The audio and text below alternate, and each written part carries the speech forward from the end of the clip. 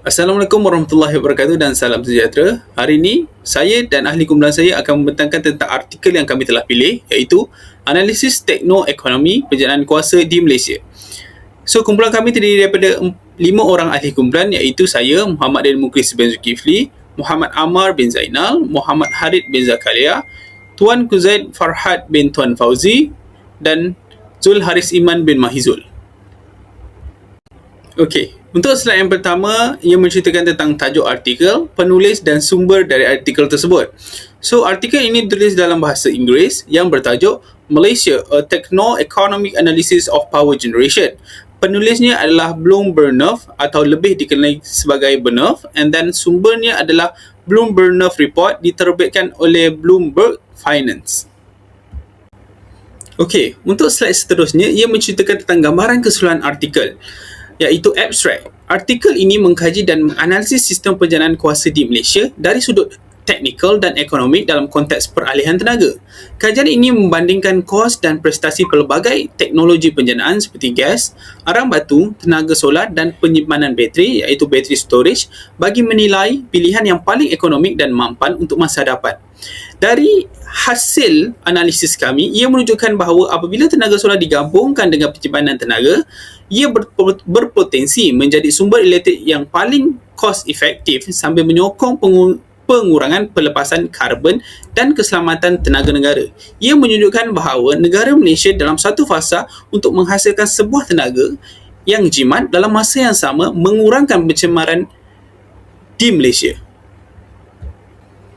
Okey, seterusnya kita akan pergi kepada objektif utama. Okey, untuk artikel ini terdapat beberapa objektif yang di-highlightkan, iaitu yang pertama, menganalisis kos dan prestasi teknologi penjanaan kuasa yang berbeza. Yang kedua, menilai potensi tenaga boleh baru atau renewable energy untuk memenuhi permintaan elektrik di Malaysia. Yang ketiga, mengkaji kesan peralihan tenaga terhadap keselamatan tenaga dan pelepasan karbon. Dan yang terakhir, menyokong perancangan dasar peralihan tenaga negara secara mampan dan ekonomik. Assalamualaikum, saya Muhammad Harid bin Zakaria dan akan membincangkan tentang perkara utama, penemuan utama dan teknologi yang dibincangkan daripada laporan ini. Okey, laporan bertajuk Analisis Tekno-Ekonomi Penjanaan Kuasa di Malaysia ini memberi tumpuan kepada analisis sistem penjanaan kuasa di Malaysia dari segi kos, teknikal dan pengurangan pelepasan karbon. Tujuan utama kajian ini adalah untuk mengenal pasti laluan yang paling ekonomik dan praktikal bagi Malaysia untuk memenuhi permintaan elektrik yang semakin meningkat sepanjang tahun sambil memastikan keselamatan bekalan tenaga dan kos elektrik yang mampu bilik untuk semua orang. Kajian ini menggunakan kaedah Levelized Cost of Electricity atau LCOE sebagai indikator utama untuk membandingkan pelbagai teknologi penjanaan elektrik.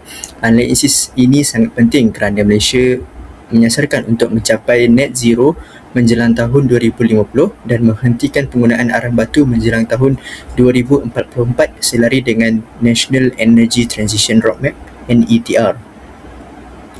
Penemuan utama daripada laporan ini membincangkan adalah penemuan paling penting ialah tenaga solar merupakan sumber elektrik paling murah di Malaysia pada masa ini.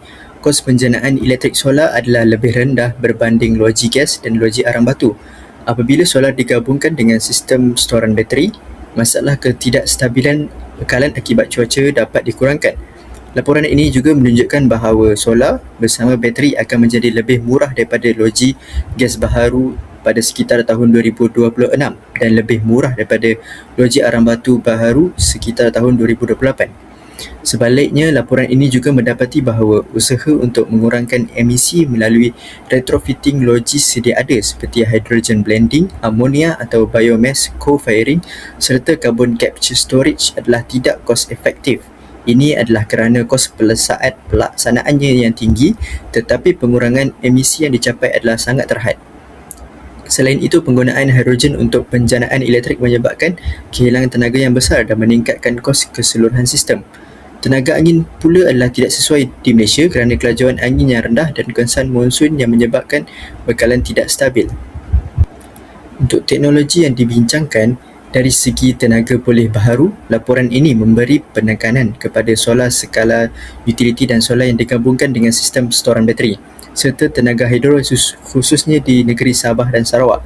Laporan ini juga menilai teknologi seperti gas jenis combined cycle, gas turbine dan loji arang batu, termasuk pemilihan teknologi peralihan seperti hydrogen blending, amonia atau biomass co-firing dan carbon capture and storage. Namun berdasarkan perbandingan kos dan keberkesanan, laporan ini menegaskan bahawa teknologi retrofit ini masih tidak dapat menandingi tenaga boleh baharu dari segi ekonomi. Kesimpulannya, gabungan tenaga solar dan sistem bateri merupakan teknologi yang paling murah ketika ini, praktikal dan sesuai untuk menjadi teras kepada sistem penjanaan kuasa Malaysia pada masa hadapan. Manakala hidrogen dan amonia perlu diutamakan hanya untuk sektor industri yang sukar jenjang karbon seperti industri berat, perkapalan dan penerbangan, bukan untuk sektor penjanaan elektrik. Salam, nama saya Zulharis Siman bin Maizul. Memperkenalkan National Energy Transition Roadmap atau NETR. NETR merupakan Pelan Strategik Nasional Malaysia yang dilancarkan pada tahun 2023 bagi mengubah sistem tenaga negara ke arah rendah karbon, lebih selamat dan mampu milik. Sasaran utama NETR ialah mencapai net zero emission menjelang tahun 2050.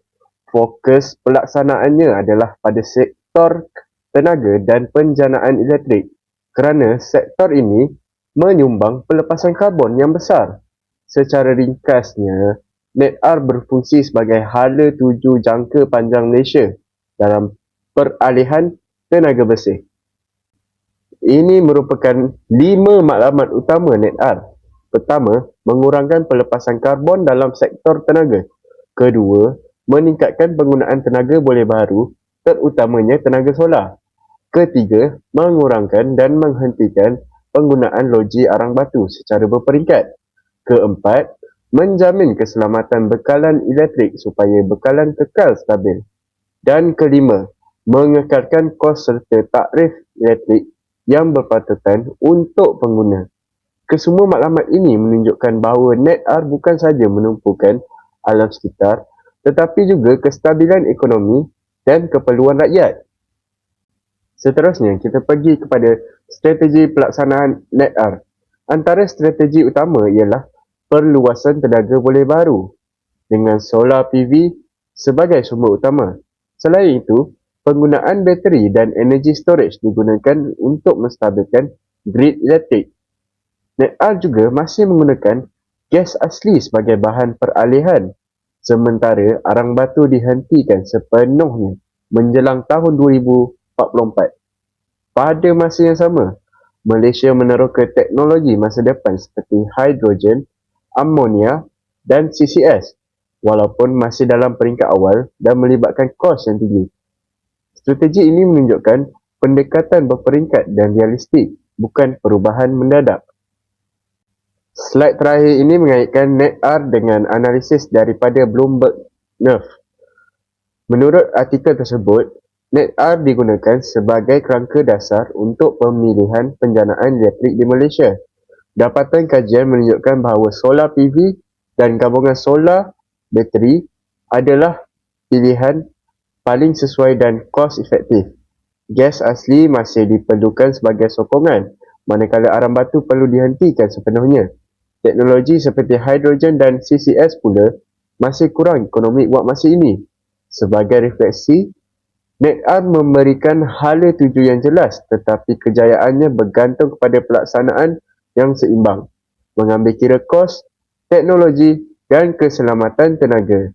Kesimpulannya, pendekatan fleksibel dan adaptif adalah kunci kejayaan peralihan tenaga Malaysia. Bismillahirrahmanirrahim. Assalamualaikum warahmatullahi wabarakatuh.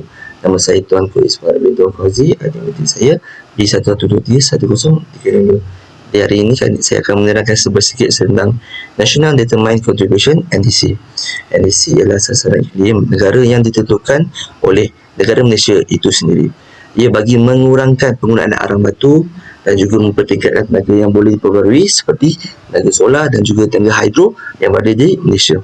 Dan matlamat utama, ada beberapa matlamat utama yang kita dapat ambil adalah mengurangkan intensiti pelepasan gas rumah hijau GHG sebanyak 45% menjelang tahun 2030 tak dibandingkan dengan tahun yang ada pada 2005 itu sendiri. Dan yang kedua adalah mencapai pelepasan sifar bersih net zero seawal tahun 2050. And then strategi yang dapat kita ambil ialah peralihan tenaga negara, iaitu menghentikan penggunaan jana kuasa arang batu secara berperingkat menjelang 2044 dan menghadkan pembinaan loji arang batu itu sendiri. Yang kedua adalah strategi penyangkarbonaan sektor tenaga bagi meningkatkan kapasiti penyaluran elektrik, kapasiti solar meningkat 17% daripada tahun-tahun yang akan datang. Dan peranan gas asli itu sendiri sebagai transition fuel bagi mengekalkan gas asli sebagai sumber yang sementara bagi mempertahankan keselamatan negara. Dan last sekali adalah penggunaan hidrogen amonia dan biomas dalam penyaluran kuasa itu sendiri bagi tidak mempercampurkan hidrogen dan amonia atau biomas sebagai strategi penggunaan pelepasan ke alam sekitar. Dan terdapat beberapa akta dan piawaian yang dapat kita ambil ialah tujuannya adalah pelaksanaan komitmen NDC ialah penggunaan pelepasan karbon secara nasional. Dari 3 akta yang dapat kita ambil ialah National Climate Change Policy NCCP 2.0 bagi merangka tindakan dan perubahan iklim yang ada dalam Malaysia, dan Undang-Undang Perubahan Iklim Kebangsaan yang diperkhususkan untuk orang Malaysia berkaitan perubahan iklim, dan juga memperkuatkan lagi sasaran NDC kita sendiri dan perundangan bagi mengurangkan pelepasan karbon yang berada di Malaysia. And then sekali adalah National Energy Transition Roadmap NETR, dokumen dasar utama untuk menyokong dasar NDC dan juga penghapusan arang batu menjelang 2044.